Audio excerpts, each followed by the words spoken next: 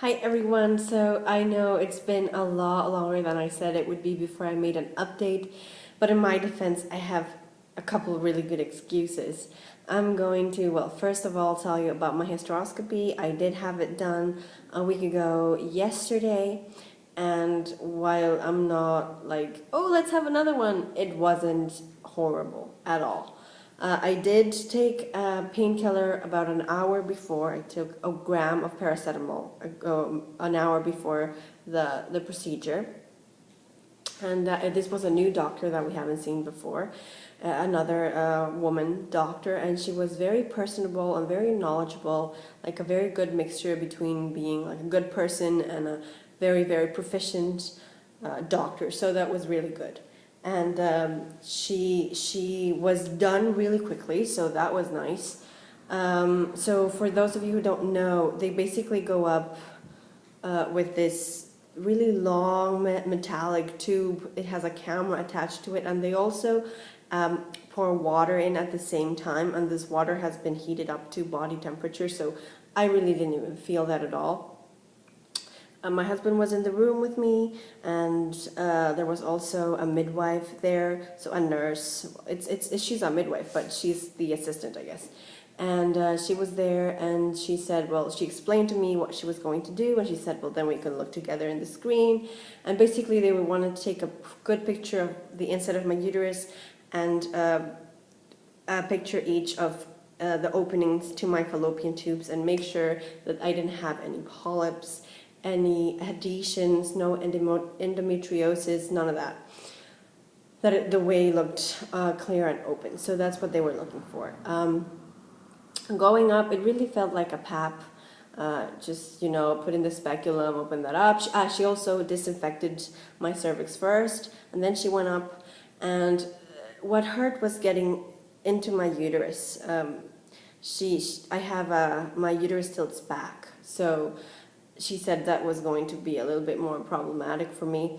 And she said, then I squirmed a little, and I'm pretty sure I didn't scream. It's not like I was yelling, but I did like gasp for air. And then she said, if it's painful, just press on your stomach. And that actually really did help quite a bit. By then she was in, and then she was just looking around. I could feel that. And she took her pictures, and she said I had a really nice uterus. She was like talking to the midwife, saying, "Don't you think that's really nice?" And I'm like, "Okay, sure." So it looked everything checked out for me, so that was really good. And then it was done, and then I was leaking water. I got these huge big pads, looked like a diaper. I guess it's what you get from the hospital when after you've given birth. And I did have spotting. I had spotting that day, and I had spotting. Light spotting, but spotting nonetheless up until Thursday, I guess. Light, but it was still there. It was not normal for me for the time of the month.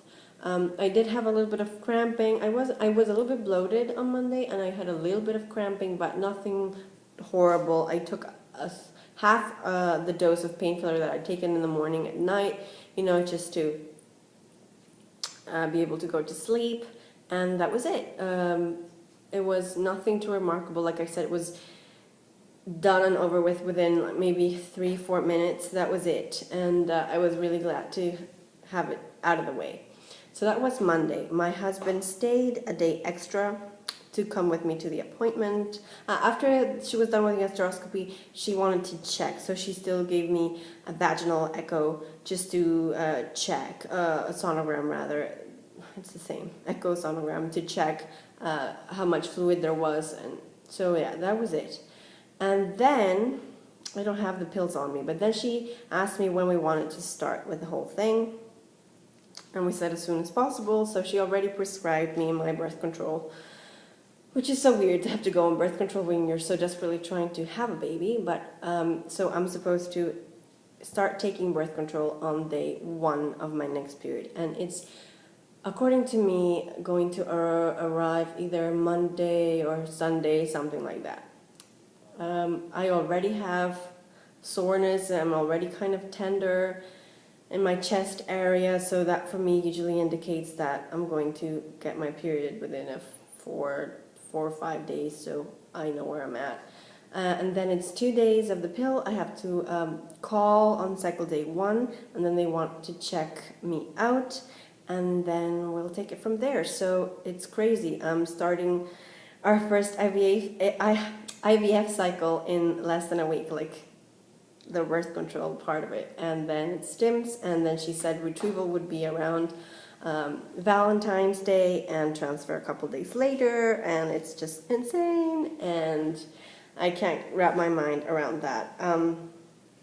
They also had me, they also took some blood that day because they want to check my FSH to see where I'm at, and depending on that number, they are going to regulate my doses for the stims that I'm going to be on. She still hasn't told me if it's an agonist or an antagonist. We're not that far into it yet, but nonetheless, the game is on. Now, after that, let me put my glasses back on. Let me show you this lovely thing that I've got going here.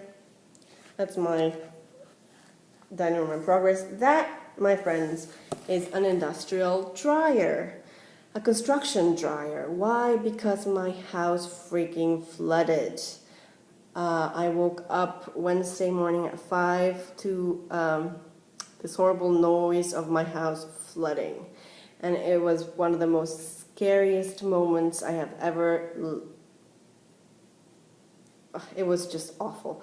It was totally like middle of the night, totally pitch dark, and I woke up because of this sound. It's literally sounded like it was pouring rain here, which it was. And my husband wasn't here. I was all alone. We just moved in a few days before that. I woke up and I could hear it was raining inside, literally raining inside, not just a little bit, pouring freaking rain. I thought because it had been really, really stormy the day before, that a couple of my roof tiles had flown out and it was raining, but that was not it. Apparently, we came to find that out later. The connection in my shower burst. It burst. We had been showering there, it was fine, and then it burst, and it was god-awful. I woke up at, I think, 5:15 in the morning. My guess is it started leaking at 5 when the heating system goes on automatically to warm up the house for when I get up. And I think there was a change in pressure, even though this was a cold water leak, and then it started, I cannot begin to tell you how bad it was. You won't be able to see it. Don't freak out. I know we're living in like a cave. I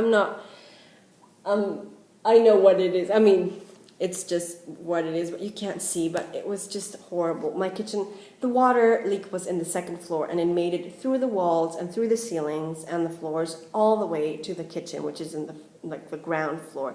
It was just the most horrible thing ever. I was petrified. I called my husband in a panic. Luckily, I know where all the water mains are. I closed everything up. I got the whole thing under control. But by 6 in the morning, my kitchen was under two fingers of water, god awful. We've built everything ourselves. We've done everything ourselves. And there you are thinking, my God, it's all going to be ruined. Now, I mean, it looks like it's going to be okay. There you can see. I don't know if you can see that. Can you see that? Those stains there? Yeah, that's from water damage. It's actually not damaged. It's just stained now. It's dry. We rented this machine a week ago. Look, on Wednesday we rented. I had to take the day off of work.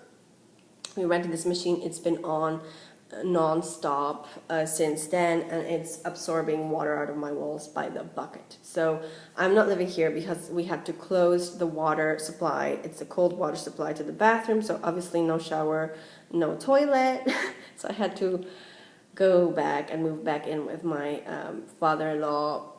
My husband's not here. He's still gone. He's in Italy. He did come for the weekend. He went to Italy by car. It's about a 10-hour drive.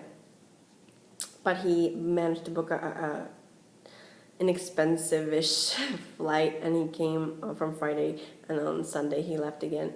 I guess he just came to keep me company and to assess the mess. He has fixed the leak, so the water's open again, but I'm still staying at my father-in-law's